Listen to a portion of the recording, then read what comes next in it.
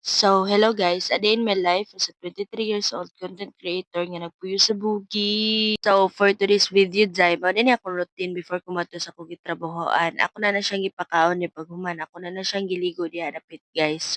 Kanina yan sabon guys, available ni sa akong TikTok shop. Ibutang na ko ang link sa comment section. Nindot kini siya guys kay buy one take one na siya duha na imuhang makuha.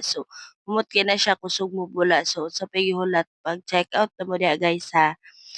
Pag human ako diha og kaligo niya guys, malamang atong ilisan, joke lang, sinigang. Bitaw guys, pag human akong ilis diha niya, ako na lang po dayon na siyang gipainom sa iyang vitamins. Dayon pag human guys, ako na lang po dayon gipainom og cetirizine kay ang tiil ana po'y kagid abot na lang jud yung bataa kagiron kaayo.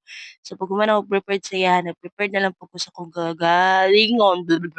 Dayon kay magdala naman ko sa nina guys kay dito ko mag-ilis nag-ilis ako diha og t-shirt kay para di ba ta murag badyaw mo duty ba joke lang sinigang lotion gamay pahumot gamay pag human ako diha og prepare sa akong gagalingon naghulat ko sa akong sundo kay nagbayad pa magkurente sa Molave.